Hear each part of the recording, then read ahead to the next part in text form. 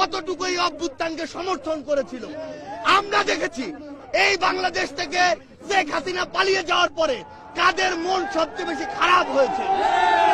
আমরা আমাদের জায়গা থেকে স্পষ্ট দেখেছি যখন এই বাংলাদেশে অভ্যুত্থান পরবর্তী সময় একটি অস্থিতিশীল পরিবেশ হওয়ার কথা ছিল, তখন কিভাবে আমাদের এই মাদ্রাসার ভাইরা ওই মন্দিরে গিয়ে পাহারা দিয়েছে, কিভাবে 5ই আগস্ট রাতে সারা রাত ওই মন্দির পাহারা দিয়ে সকালে ফজরের নামাজ তার সামনে রাস্তায় পড়েছে।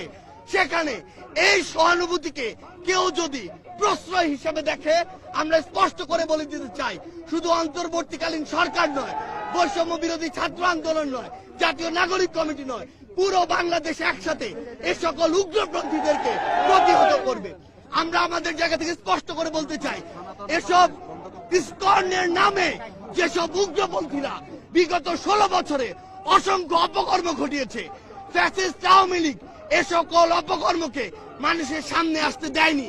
তারা ইসকনের এই সকল অপকর্মকে মদত দিয়েছে, প্রশ্রয় দিয়েছে, আশ্রয় দিয়েছে, লুকিয়ে রেখেছে। কিন্তু তাদের চরিত্র কি, তারা কিভাবে মানুষকে জবাই করে, এই দৃশ্য আমরা গতকালকে দেখেছি। আমরা আমাদের জায়গা থেকে স্পষ্ট করে বলতে চাই, বাংলাদেশের মানুষ যেমন সকল ধর্মের প্রতি সহানুভূতিশীল, একইভাবে সকল উগ্রবাদীদের বিপক্ষে তাদের রক্ত গরম হয়ে সর্বোচ্চ অবস্থানে যেতে, তাদের বিরুদ্ধে দাঁড়াতে, তাদের প্রতিহত করতে বিন্দুমাত্র দ্বিধা করবে না।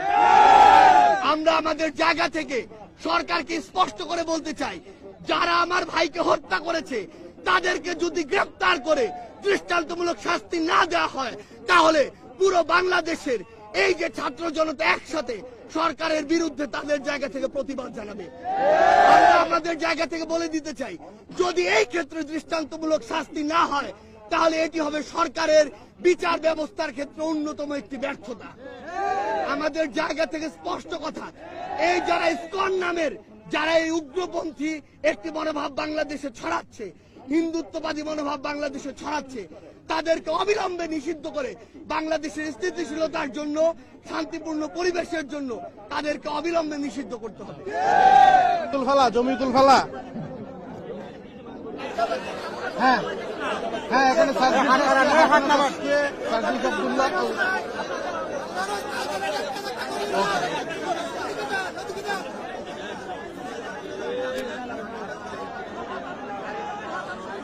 যে হোক, দল মত নির্বিশেষে, যে দলের হোক, যে বর্ণের হোক, সন্ত্রাসী সন্ত্রাসী।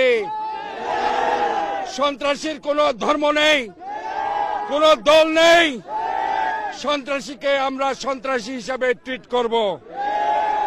যে দলের হোক, যে ধর্মের হোক, যে বর্ণের হোক, অনতি বিলম্বে তাদেরকে গ্রেপ্তার করে বিচারের আওতায় আনতে হবে, সেটা আমি বলছি।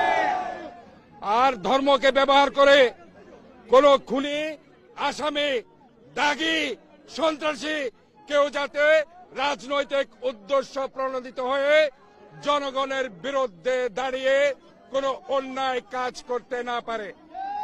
আমরা এই শহরকে শান্ত চাই। আমরা চাই না ওই কতিপয় সন্ত্রাসীদের কারণে সাধারণ সনাতনী কিংবা অন্য মানুষ সেখানে কোন ধরনের হয়রানির শিকার হোক, সেটাও আমরা চাই না। আমরা চাই ওই চিহ্নিত সন্ত্রাসী, যাদেরকে আমরা বারবার বলছি, যাদের দল নেই, যাদের ধর্ম নেই, যাদের বর্ণ নেই, তাদেরকে শাস্তির আওতায় এনে সর্বোচ্চ শাস্তির ব্যবস্থা করতে হবে। এটার কোন অনলাইনের।